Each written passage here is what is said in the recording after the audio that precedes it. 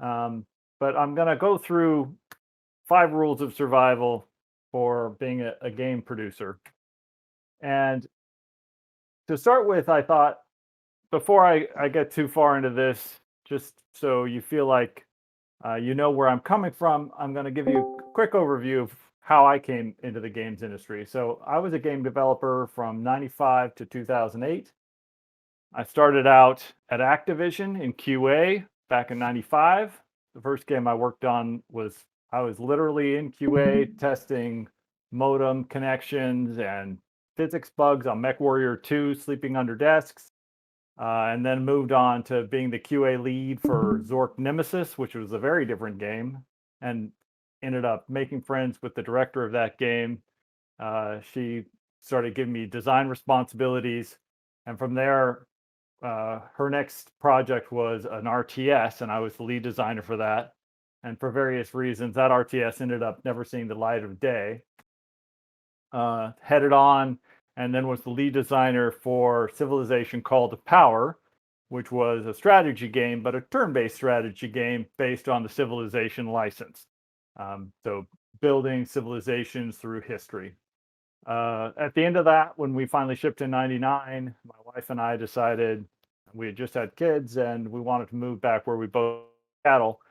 I took a job at lead designer for Aliens versus Predator 2, another very different game, first person shooter.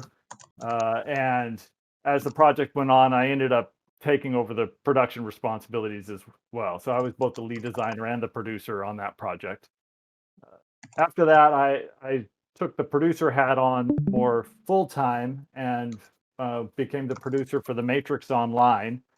Monolith decided they made a deal with Warner Brothers, and we were gonna build an MMO. And in the process of building that MMO, the plans kept growing, and Warner Brothers asked us to build a series of MMOs. So I ended up becoming the development director for all the online MMOs.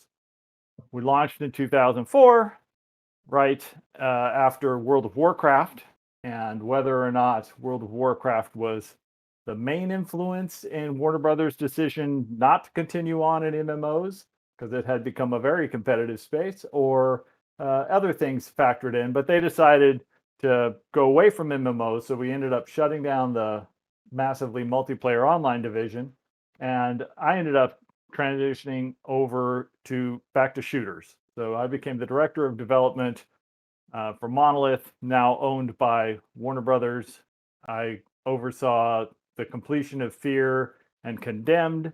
And this was really in that higher level executive role where I was looking to help the producer on those projects fill their needs where there were crises, bring resources from one team to another team. It was a very different type of role. And moved from there to running the studio, and I did that for a couple of years as Condemned 2 got out, and I left just before Fear 2 got out, and that was basically the end of my official life as a game developer. So today I'm talking to you about what a producer does, but more that general role is very broad, even within a single industry. So when I was a producer at Monolith, the creative lead was separate from the producer. But at the very same time, over at EA, we knew people who were called producers, and they were also the creative leads. So it varied from company to company. But there are some common themes. The business end of a creative project, responsible for schedule and budgets and contracts, sometimes responsible for that high level creative direction, and sometimes, but not always, responsible for establishing the project finance, which means going out and finding either a publisher or investor or convincing the CEO, the owners of the company, that this is the next game that they should make. So, which leads me to kind of flip the question around, not what does a producer do, but why does a producer do what they do? And if you understand that, then I think you can better see what responsibilities of a producer are. So you're responsible for scope, cost, schedule, contracts, sometimes creative, sometimes financing. How do you control all those things? Because really, as a producer, that's your job, managing uncertainty. And for that, I have 5 rules I'm going to give you today. Number 1, discover what you don't know. Number 2, create confidence out of chaos. Number 3, measure what you do know. Number 4, celebrate your wins. And number 5, minimize your contract risk. So you've probably seen a slide like this before, the cone of uncertainty. The cone of uncertainty represents this idea that when you're at the very start of a project, where this chart begins, there's a lot of things you don't know. And even if you sit down and you write all the tasks that has to be done and how long you think each one will take, you're going to be wrong a lot of the time. And in the theory of the cone of uncertainty, you'll be wrong half the time with an underestimate and half the time with an overestimate. And the key thing about the cone is as the project continues and you know more and more about what needs to be done, your estimates will get better and better about the amount of time it takes to finish. So this is a good concept, but I'm going to give you 2 small tweaks on it. The first one is that most people are optimists. So at the start of your project, you really very seldom have that even cone where the people you're working with are giving you an equal number of optimistic and pessimistic estimates. Usually, what you end up with is people end up underestimating how much work there is pretty consistently. The second thing is it is very possible that you will not be in just a cone of uncertainty, but you will be in the cone of impossibility. Now, by that I mean, if I draw a line that says this is the cost that this project can sustain, there's a good chance that if you have a very ambitious project, you are going to be outside the cost or timeline to complete that project. And you don't even know it because, again, your best estimates that you can come up with are here, down looks okay, but there's so much unknown that it is quite possible the project cannot be done at all. So, how do you control this cone? And the best way is to come at it from 4 directions. You need to prove that the technology needs are feasible. You need to prove that the cost of creation is feasible. You need to show that the gameplay is going to be appropriate for the size of audience you need to reach. And of course, you need to define for the whole team as well as for the whole project what the look and feel of the game is going to be. And you can do that by prototyping. You can now, once upon a time, prototyping sometimes would get confused with this idea of a gameplay slice. And I want to distinguish between those two. So, prototypes are very small slices of the total game, whereas a gameplay slice is the entire game, but just done in maybe a single level or a part of a level. It sounds like a great idea to tell people just go make a small slice of your game, all complete, and then repeat that slice as many times as you need for the game to be done. The problem with that is actually it's very hard to make a slice of the full game. If you've done that, then you've already solved all of your problems. You've got a technology that works, you've got gameplay that works, you've got a tool pipeline that works, you've got gameplay that's addictive, the look and feel is done, and now all you have to do is duplicate it. So you can see if you've done that, then your game is basically close to being done. You haven't come to grips with the unknowns on the way.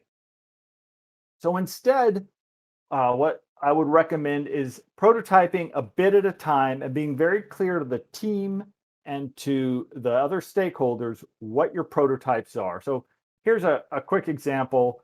You can imagine the blue square would be that gameplay slice. You've proven in all four directions the look and feel, the method for construction, the technology, and the gameplay.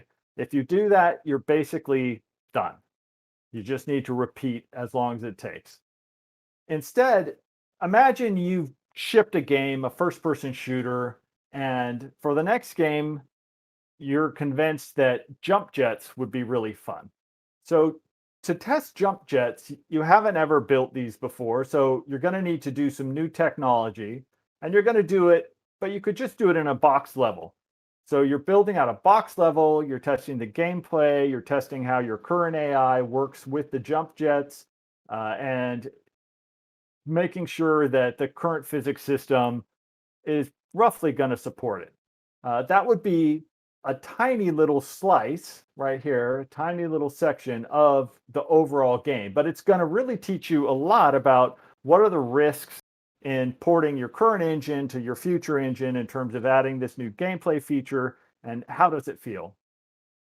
Another example would be, let's say you decide you need to prove, say you're doing a new IP and the IP holder is really concerned about the look and feel. So you need to build a level. It's not going to have gameplay in it because, again, if it had everything, it would just be the actual game. So you're going to build a level that approximates what your game will look like when it's done. So the look and feel, the art is going to be pushed really heavily. And you may need to push your technology if, for example, you've got a new shader system you're adding or a variation that's significantly different. You'd be pushing that really hard, but it's possible the construction would be done using a whole different tool pipeline than you're planning to do for the final game. Um, so this is critical. You're telling people exactly what you're testing. There's no gameplay in it. You can see the gray doesn't even get into gameplay. We're just getting into look and feel and the rendering technology. Of course, the one of the big questions you're going to have to face is which of these prototypes are you going to do first? And this is a big part of your job as a producer because all your different team leads and your different outside stakeholders are going to have differing opinions on what's the most important thing to be first. You're going to be in there. You need to negotiate the priorities. You need to negotiate those triangles, that scope of how much does each prototype need to push towards the final game. And you have to do this all keeping in mind if you do too much, then your project is going to fall behind schedule. If you do too little, then later on you're going to get hit by really problematic risks that you fail to uncover. In theory, hey, just keep doing this. Just keep doing these little prototypes until your game is done, right? Bing, you're done. Unfortunately, this makes rule number two, creating confidence out of chaos, much harder. Your external stakeholders, for example, they're going to want to know where are you going? How long until you get there? How long before we know something's going wrong? This is a big problem with external stakeholders. Now, there is an aside. If you want to do an indie game, if you can find a small team where you're not constrained by other people's financing, then essentially you can prototype your way through to a complete project. But that's great if you can pull that off. Stay small, agile, scrum, whatever you want to call it. Just be nimble and make your game. On the other hand, if you're in the boat that the rest of us tend to live in, that's where you need to create confidence out of chaos. So the first part of that is you need to give yourself a head start with a strong team. A producer is only as strong as their team. That means if you're inside a studio, you're recruiting talent all the time. You're trying to look for when other projects finish, who's going to be rolling off. Are they excited about the game you're about to launch on? If you're can't find the talent inside the studio you need to go outside. That means you need to get to know people outside your company. You need to network. You need to get as many people on your Rolodex or your list of contacts as possible. You also need to think about, and this may sound funny, but it's the way that team members know other team members. So I was on one team where there was an associate designer. He was great just because he knew so many people. So even though he wasn't high up in the org chart, he was a tremendous source of recruiting talent. And from that standpoint, it also points out you need to treat people with respect. You never know who's friends with whom. And if you're going to be in the industry a long time, being good to other people and being someone that people want to work with is key to survival. The next thing is you need to create a roadmap for your stakeholders, both your team internally and your team externally. And for external people, they're going to want an off ramp. They're going to want to see that point that you've proven to them that you're not in the cone of impossibility. So you need to tell them by this date, we will have proven that we can do this game. Now, internally, that will cause some stress because you're essentially saying openly to your team, by this date, if we don't get these things done, the project will be canceled. On the other hand, if you have experienced team members, they want to see it too, actually. They know that if you don't have that in your project development, then it's going to make them nervous because they're going to wonder if you know what you're. What's that role look like? And before I throw terms out, I want to just point out what it has to have in it. So it's going to need to have a bit where you start the project, you find it and begin it. It's going to need the bit where you find out if the project is possible, the bit where you build the whole project. There's, of course, going to be problems, bugs, and unanticipated items that need to be fixed. So, a bit where you fix the project. And with most games that are ongoing, you're going to need a bit where you keep the project fresh. These end up being the phases of production that, again, you've probably seen talked about in the industry before. Pre-production, production, alpha, beta, gold, your launch patch. And I've thrown in one here that I don't think is used commonly, which is proto-production. So from this quick chart, you can see in the blue, proto-production, which is find the next project. So you don't have funding yet. You don't have a team yet. You're having to convince future team members or leaders in the studio or potential publishers that this is a good fit with the current game market, your team, the technology you have to make this game. You haven't even pitched exactly what the game is. It's a very amorphous phase, but it is key to being able to reach pre-production because pre-production is the point where now you actually have some funding, some promises that you're going to need to meet, and you have an idea of at a very broad level what the game needs to be. Then you hit production. Production is that bit where now you're going to build the project. So you've left, in theory, the cone of impossibility, and now you're far enough down that you're inside this cone of possible, but you might be a little high, a little low. Mainly, you're going to be underestimating in order to finish the project. Next, alpha and beta, fixing the project, and of course, then gold when it ships. And if the project is going to be ongoing, the launch patch and the ongoing support. And you can see as the producer how these map roughly to different elements of the actual game creation. You're going to be defining those game needs, the game goals, somewhere in that proto production, and then moving it on into pre production. You're going to have to build the core engine, much of the core engine technology in pre production, or you won't be able to know how your tools pipeline is going to work. So the tools are going to follow the core engine investigation. Similarly, you're going to need enough art prototypes to know what your graphics engine is going to need to target and so on. So you can kind of see how even though people don't like to talk about waterfall a lot of times when it comes to software development, there really is certain dependencies that the producer needs to keep in mind and investigate as they move through the production of the game. So this brings me to rule number three, measuring what you know. So as you move into the pre-production and production, you are trying to uncover how long is it going to take to finish this game. So pre-production begins this process. You're looking for tests on the tool flow, changes to the tools that would speed up construction, what we could possibly do in terms of an external tool, like maybe would buy a physics engine instead of creating our own physics engine, or should we use an existing package that we developed internally for level construction, or do extensions on a 3D package that we would buy outside.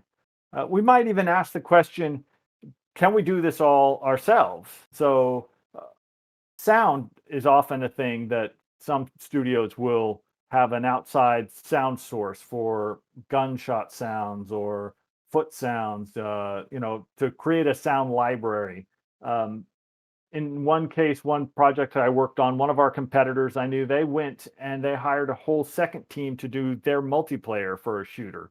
Um, so those are you can see a range of decisions a producer might go for, from a very small external team to a very large external team. Then as you move into production, you're validating a lot of those measurements. So you in pre-production tested how long you thought it would take to build a single material. In production, you want to be tracking that and verifying, yeah, that's right. In fact, it is taking us 2.5 days to build a complex 3D material. And so we have enough artists to get it done. You're also, at the same time, you need to be looking for individual strengths. So no artist and no programmer estimate the same way, and they don't create at the same speed. So you, as the producer, need to start learning who is best at what, and also when they say it'll be a day, do they mean a day or do they mean 3 days? Because over the course of an entire project, that'll have a huge difference. You also need to be looking for all of the work that pre production missed and adding that into the schedule.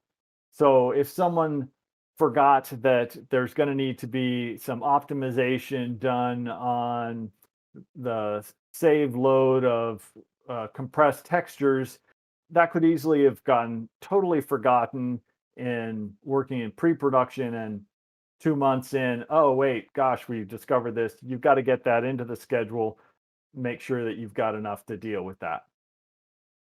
And you also want to look for things where people said, oh, we'll have to do this, but it turns out no, we probably won't need to do that. Measurement is so critical because it allows you to prioritize.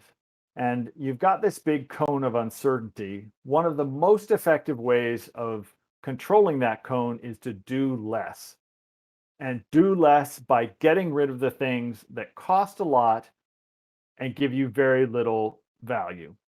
So you get a warning that things are going wrong, but you also can then create a prioritized feature and level set so that you know if things fall slow down, we can chop off these two levels. They're kind of like a bonus. Or if things slow down, these two weapons that require special coding, we could drop those and we'll still have a strong game.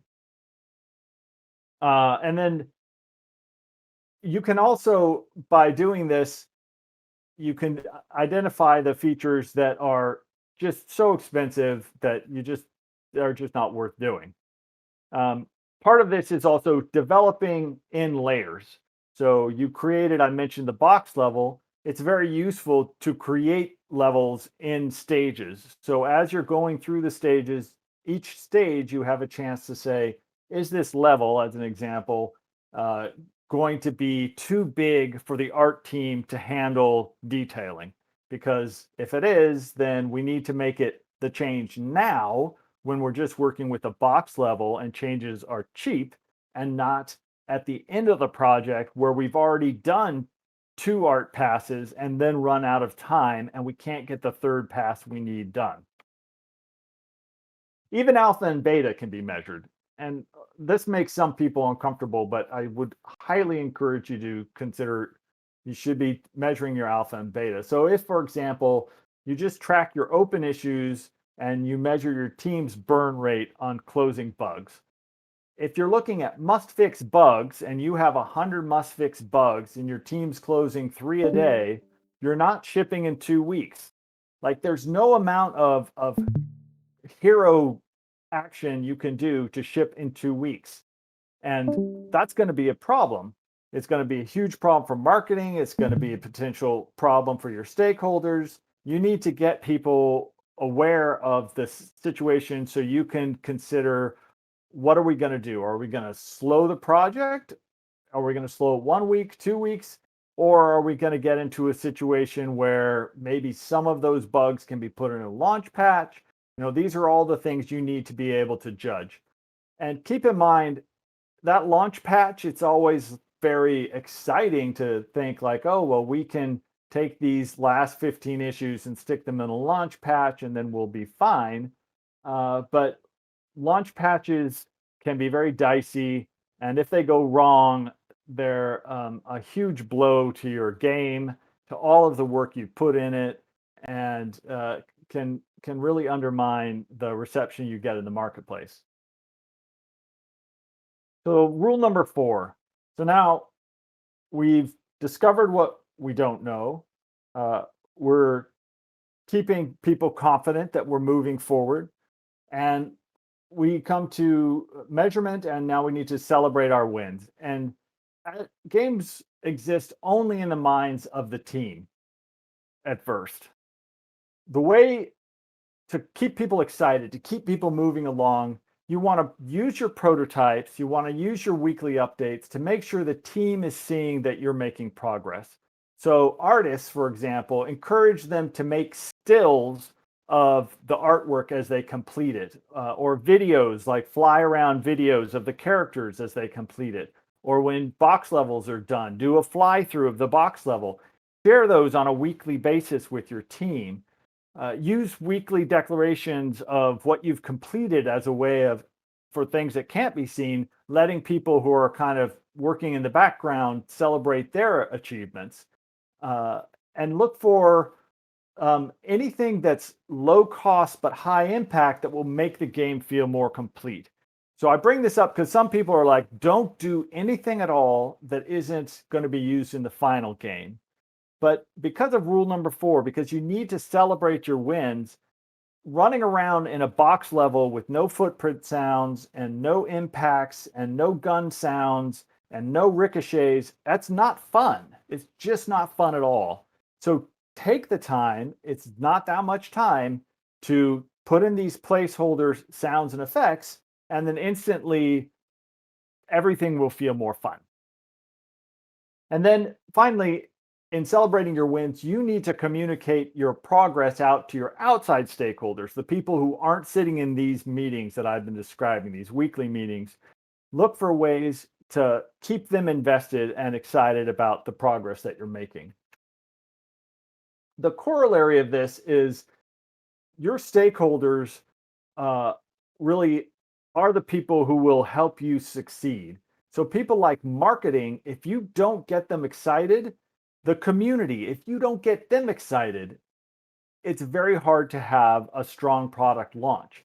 But because you need to get those people excited and create content specific for them, that is not the same content that you need to finish the game. So, as a producer, you've got to find scheduled time to make sure you're creating the content for these other aspects of having a strong launch that are just completely separate from creating a game. Finally, so all these things you've been handling well. At the same time, you need to minimize your contract risk. Contracts are your friends. As a producer, If you overpromise on a contract, you're on the hook. That is a milestone that you need to be paid to your company. And if you fall short, the milestone may be withheld. People's jobs, in the worst case, could be on the line. So you need to be very careful about what you promise in a contract. You also, on the flip side, you need to be very careful about what you demand on a contract. If you underspecify the art that you need or the amount of art that you're going to get for a given cost, if you underspecify how many times you get to review and ask for revisions, you may end up with a contract that is effectively worthless. And now you're having to correct all of the content that you're getting in from an outside supplier. At the same time, even if you do these things, contracts aren't magic. If a subcontractor fails on a critical task and you sue them, well, that's going to take potentially years to resolve. It is not going to help ship your game. Your game is still going to be in big trouble. There's also cases where there's relationships that don't exist in the contract but are key to your success. So if you use someone else's IP, and the IP holder starts to feel that the direction of your game is not in keeping with the direction that they think the IP dictates it needs to go, you're in really big trouble. So it doesn't matter how it's written into the contract, your IP holder needs to be happy with the direction you're taking. And the last thing I'm going to throw is the issue of starting or content. Even if you're in that indie situation, it's just you and a couple friends, it's really risky. And what you put in your game, even stuff like Easter eggs, is similar risky. Like, even if it's not stuff that you've directly pirated, if you're like, oh, it's fun to put in new skins into my game, and then you ship your game, someone's going to break it into pieces, they're going to find it, and you're going to have to deal with it. So game development's fun, but cutting corners and getting caught is not fun at all. So it all sounds simple, right? Game production, being a producer, easy thing. At the same time, let me just point out though, the implicit goal is not just to make any game. You need to make the not even the game that you promised to make. What you actually have signed up to do as a game producer is to make a game that is going to be the best in the market for its category, for its target. So, things can happen. What happens if playtesters react poorly or if new products change the market expectation? What do you do if you're supposed to launch on PlayStation 6 and PlayStation shit 6 slips by a year? Or what do you do if, your lead programmer leaves or you have a key departure in your art department? So these are all things that you can't even put on a schedule. But nonetheless, as a producer, it's up to you to get in there with the team and figure out what in the world we do now. And of course, so much more. So before I close, just some notes, things I haven't covered. Uh, I tried to pick uh, some rules and talk about production so you can kind of put yourself in the mindset of a producer. But that means there's lots of things I haven't touched on. For example, what's the difference between an external or an internal producer? Or how do multiple producers work together on a single project? What does an associate producer do or an assistant producer? How do the roles of all of these different people change in each phase of the project? Or what's the job career path that leads people to become producers? And, I'd be happy to discuss that. But again, for this talk, I just wanted to cover the basics of how to think like a producer and the rules to survive. And with that, I'm open to any questions. I have one. You talked about the gameplay slice. What's the Yeah. difference between a gameplay slice and a demo? Okay. They're completely different. A gameplay slice, as I described it, again, it's intended to be all of your features would be done. You've defined your art, look, and feel. You've created a small level that's fun, and it's got gameplay that's compelling with technology that works and a tool pipeline that got you to be able to build it. A demo is a very specific short piece of content that's designed to immediately bring a player into the game experience, catch their attention and desire to continue playing, and then cut them off before they have a chance to get tired of what they're doing and before your costs for making this demo run too high. So they have some ways where they could, in theory, be the same, but in most cases, if you make a gameplay slice because you're not dealing with an outside consumer, you can do things like talk your way into the start of the gameplay slice. Say, let me set the scene. Here we are on an alien planet. We're about to be attacked by whatever aliens, and let's begin. So I didn't have to deal with splash screens. I didn't have to deal with uh, loads. I didn't have to actually distribute the demo to anyone. I brought it with me on my own hardware. So there's ways in which a demo is very different than a gameplay slice. Just a few. I have a question. What do you do if there's a large disconnect between what your team expects the game to be and what the stakeholder expects the game to be? Do you favor any particular side? Um, well, you've got a really big problem if your team and your stakeholders are misaligned.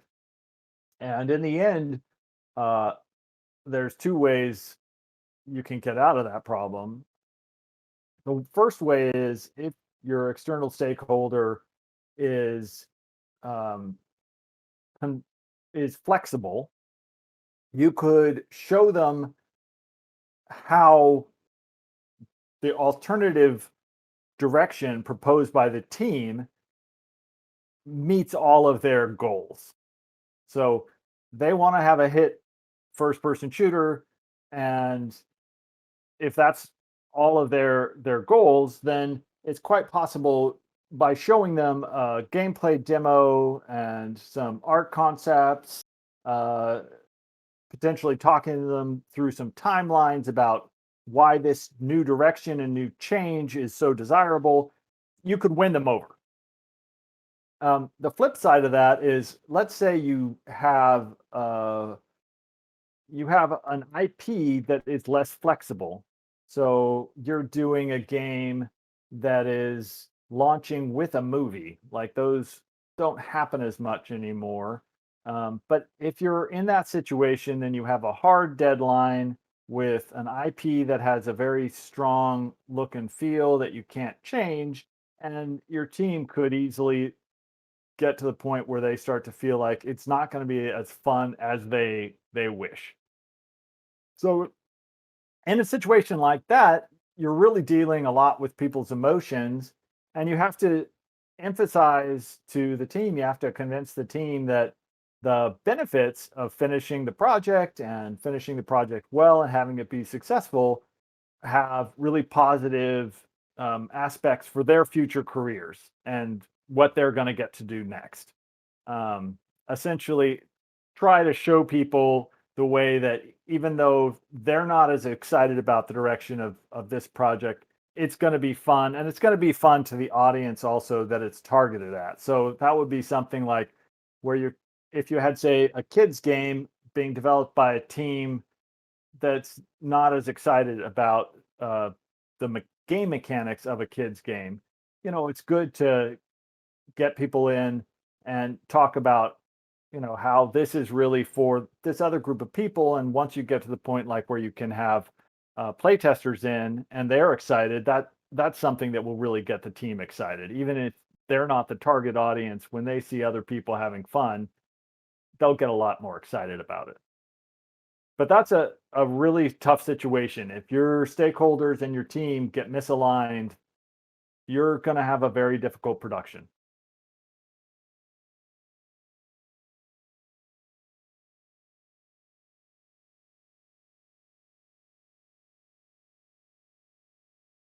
Actually, you kind of mentioned one of this as a question, sort of. I am curious, how do people usually become producers? Um, so it's interesting. Like becoming a producer has a lot to do with uh, it's become much more professionalized now than it used to be. So in theory, like there's whole uh, educational tracks out there about game production. So one of the ways would be to try to pursue one of these tracks of game production and then use that as a stepping stone to become an assistant producer at a game studio and then work yourself up from there. Um, at the same time, in my experience, a lot of people can learn many things on the job. So we frequently saw people from QA who were smart and hardworking uh, taking the transition to becoming an assistant producer and then an associate producer as they proved themselves and working up inside an individual studio. That happened a lot. And then the third thing that happened, but was a little bit less common, was become an artist or a programmer, and then later on decide, I really like the team leadership and business aspect of this, and transfer over within your organization. So I one of the programmers I worked with on Aliens versus Predator 2, he went on to become uh, a senior programmer and then actually transitioned from there to being an AP and then a producer. So a very different sort of path. All of these things you can see the commonality is get in the industry, show people that you're smart and good to work with, that you have a good attitude, and that you can respect people and work well with others, and then work your way up.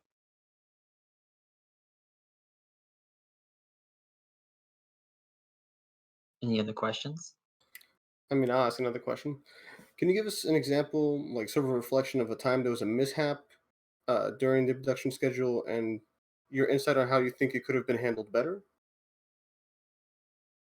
Ooh, um, sure. Well, so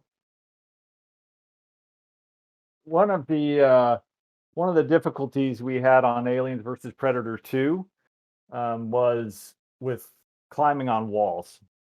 And um, there was a lot of stress even after we got the player to run on walls, both in single player and multiplayer, uh, getting aliens to run on walls.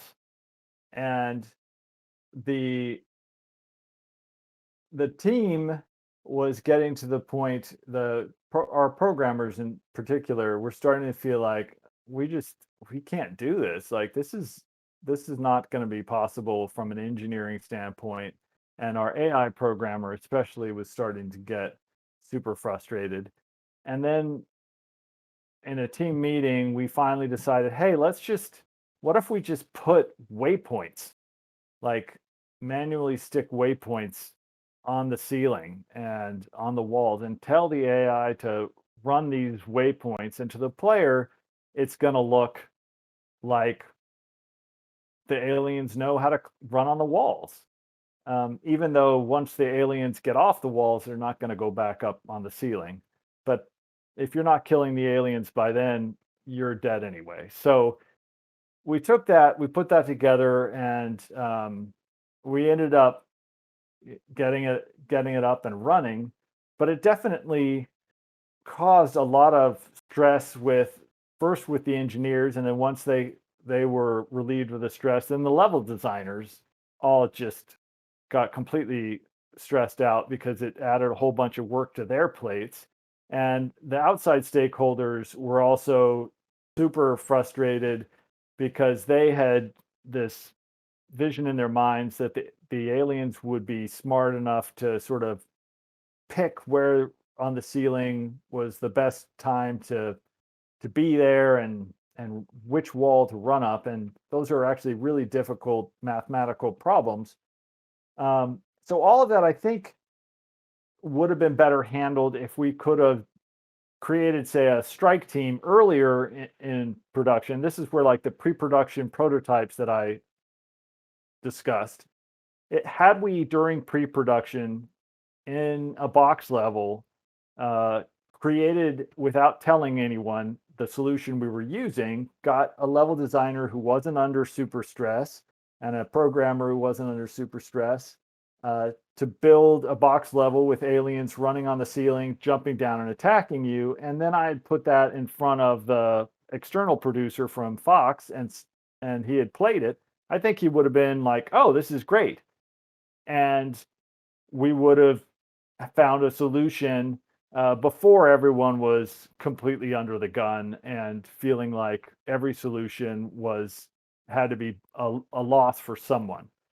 So I think that both shows you like where things I could have done better there as a producer, and also the way that pre-production gives you the opportunity to try to help get buy-on from people early on before they've cemented in their minds how they think the game is going to turn out. Because by definition, in pre-production, everyone kind of is accepting that, oh yeah, there's going to be change. There's going to be things happening differently. So I think that would have forming a strike team, putting together a prototype, people play the prototype without discussing the way we were doing it so that we didn't cause people to have any preconceived prejudice against the solution we'd come up with would have been a good way to approach that problem. Thank you. One more to see in the meme chat. Okay, here's a question. Lucas has a question. When does one decide what absolutely needs to be done in a game versus what has to be cut from a game? If a team is behind but already working on said features, how long would the team be able to work on specific features and assets? Well, hi, Lucas. So you're asking a great question, and to me, this comes back to uh, the question of both your commitment to your outside stakeholders, uh, the the marketplace itself, and then of course the way that you've developed your product. So if, for example, you are making a game and both the stakeholders and the internal team, although you guys would be bummed if you lost a quarter of a level, uh, everyone can see like, yeah, it's still got 9 hours of single player. It's going to be fine. And it's really good single player. And we're not losing any movies. We're just cutting this piece of the level, saving time so the art team doesn't have to go through that and the level design team doesn't have to go setting waypoints and creating events. And we can see that we're already behind enough that we need to cut that. So that would be one possible situation where everyone can get aligned and see, because you've been measuring how you're going, that yeah, that should be scaled back. Like that's the best case. The worst case would be a situation where everyone's convinced, including you as a producer, that um, the features and the levels you have are features and levels that you've just got to ship with. And in that case, you've either got to find more resources, which is a good, if you can, is a good situation. So um, when you have, say, a studio with multiple teams as a producer, let's say you're using the shared engine that the whole studio has. Well, at the end of the production process, you may find in certain situations the levels are running slow. So your team could struggle with this if you don't have an engine programmer on board, or you could go to the studio head and work with them to get the the head architect of the studio to be reassigned temporarily to your project for 2 weeks to basically go through these levels, working with your best technical artist and your best level designer, and figuring out why you're hitting these slowdowns that no one expected you to hit, what optimizations can happen, and how to change those. So that would be a case of, you go and you basically say, we need help, let's get help on.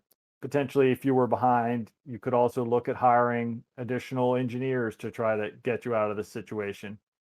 So that will happen as a producer. You will find there's things that can't be cut and just have to get fixed.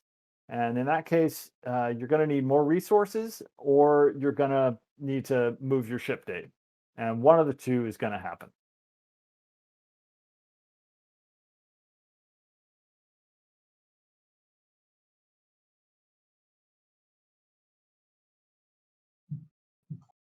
Okay. Any other questions? Lucas said thanks, by the way, in the meeting chat. Welcome, Lucas.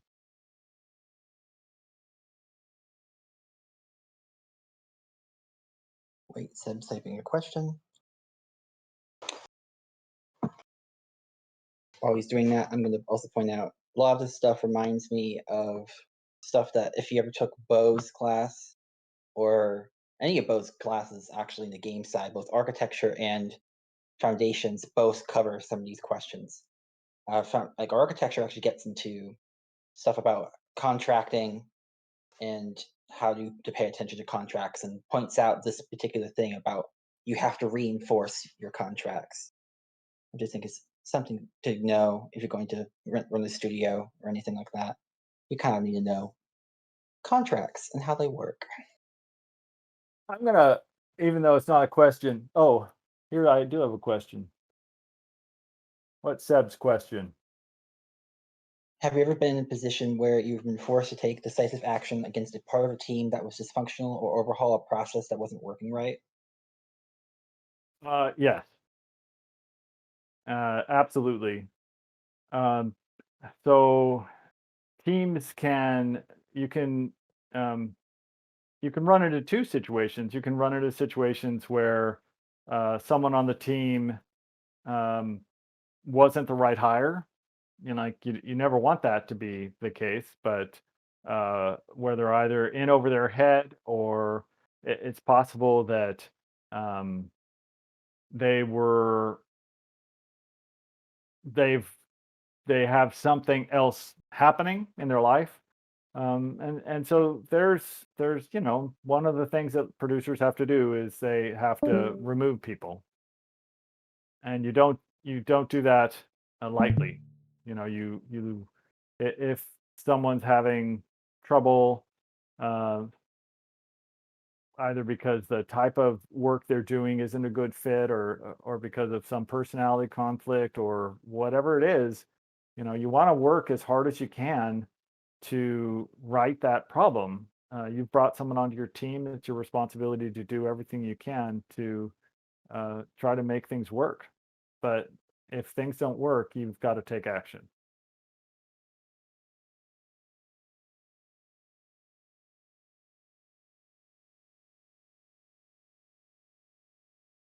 He said, "Awesome, awesome, good stuff. Thank you." I see Ali had an implied question or a statement about be the IP holder. Um, and I didn't get into this talk about the whole question of profit and loss statements, which are essentially, or P&Ls, uh, projections about what you think you can sell with a given game. And so it's great to be the IP holder.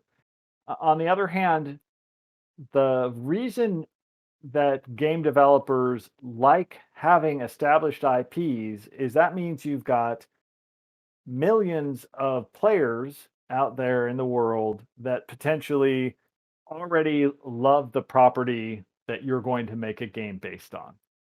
So that means bigger budgets for you. It means potentially, if you're starting your own studio, for example, if you could get a hold of a high value IP, that would also give you a lot more money to build your own engine that is going to then be reused on the next project and the project after that. So there's cases where signing up to do someone else's IP, because it gives you so much more money to spend on the development because everyone's projecting so many more sales, can be a really good way to grow your studio, to grow your technology, to take a step forward. Of course, that means you're not wanting just to be an indie developer. If you just want to be an indie developer, that's a whole different thing. But there are reasons to really think hard about when IP makes sense, and there are cases where IP really does make sense. Oh, Chris had a question. When attempting to introduce a new IP to stakeholders, what are some pitfalls to avoid, things to consider? Well, so when you're trying to introduce a new IP to stakeholders, the first thing, you're going to have to basically put together a package of a visual package that is very compelling on its own. And that could be, if you like, let's say you had a really good friend who you want to start a company with, and they're an amazing artist and they can draw these phenomenal characters. So in that case, you could use their talents to show to people why these characters that you've created are going to be so compelling. If you had a 3D artist or a programmer who could put together a small level that suggested the direction you were trying to go, that would also be something that would be useful to try to convince people that your IP is going to be a winning direction to go. Um,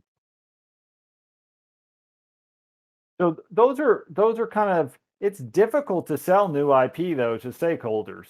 I mean, flat out it is, because if the game was done, that's a different thing. Then they can just see it, and now you're basically bidding on a distributor. And like EA at one point had a separate channel where they would essentially buy nearly finished games, and they would get a lot less of the royalties, but they would take very little risk.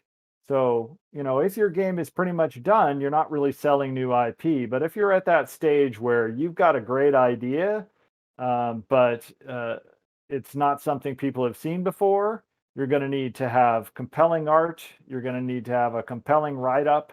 And ideally, you're going to want to have a team that has a proven track record. So if you want to make new IP, a really good way to do it is to go out and ship 2 or 3, 4 titles, show that you really know what you're doing, and then when you're going out to someone with this new IP, you have your resume, you have a few friends, each of whom have specialties of their own. So you basically have a little mini company, and together the 5 or 6 of you have shipped, 10 or 15 titles, and people look at that and they look at your drawings and your concepts, and then all of a sudden the fact that these are 5 or 6 really proven talents and they have drawings and content, it totally changes the way people will measure that new IP proposal. Um, while you're talking, Grace had another question, which you kind of sort of answered earlier, but I want to bring it up again. If one of them says this really reminds me of X, is it time to go back to the drawing board?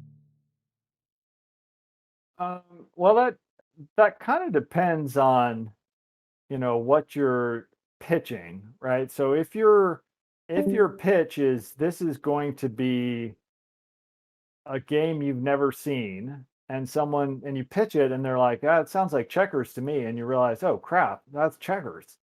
Oh my god. Well, that's a problem. On the other hand, if you're pitching, this is going to be an MMO shooter, and someone says like, "Oh, well, that sounds like a shooter plus WoW," but you feel pretty good about it because yeah, your pitch is it's an MMO shooter, and then it's just why is this MMO shooter going to succeed when lots of other MMO shooters haven't? So the fact that it reminds you of something is good in that case, but your pitch also would need to have elements that explain why this is going to break out into the market in a way that others haven't.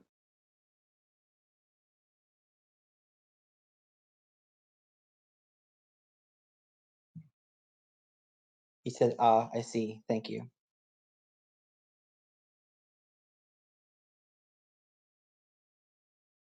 Um, hold on. I think some people are typing in the meeting chat.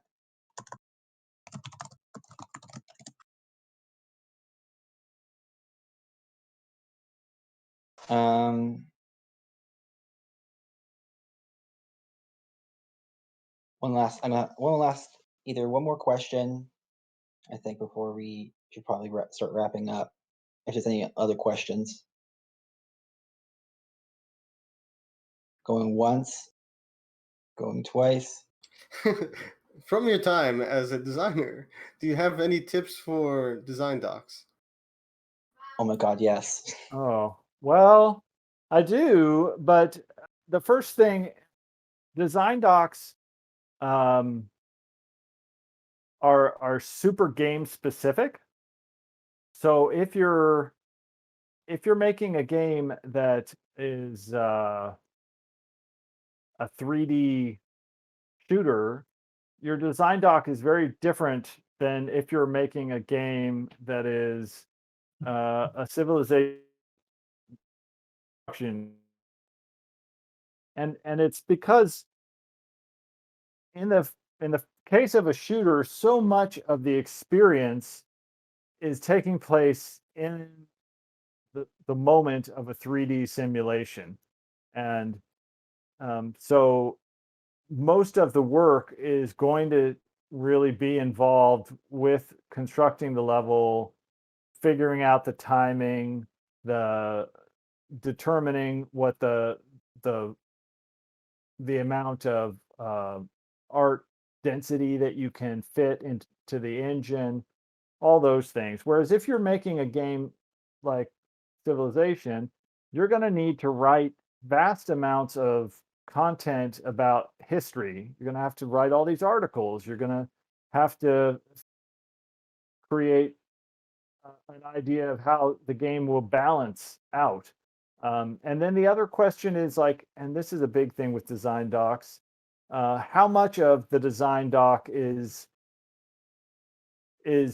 trying to tell people what the look and feel of the user experience is, which is important, and how much of the design doc is trying to tell the team other aspects of the game that the user doesn't initially see. So, you know, it it's important if the team is going to be shipping with some type of editor that allows um, the end user to alter levels easily, that'll need to be somewhere in the design doc. On the other hand, even if the user doesn't see it, if you believe that updating the game is a crucial part of it and updates need to be small, then it's also going to need to be in the design doc, essentially to say we need to have a way of um, rapidly altering small amounts of content through dynamic patches. So uh, both those things, you can kind of see like what you need to write in your design doc really comes down to what you're trying to communicate to your team and how much the team needs to have specifics written down and how much of the content is a collaboration. So it's somewhere between these things is where you want to be. You want to be collaborating with the team. You want to be providing enough description of what needs to happen that when people are working on different elements of the game, they're all working in sync. But at the same time, you don't want to be wasting huge amounts of time over specifying things that later get cut or don't matter to the end user or to the team. Okay, I think that'll be the last question. Thank you for coming. This has been very interesting. We got to have a lot of questions. We got to cover a lot of ground on production. Julian, do you have any idea when we can upload the recording for this?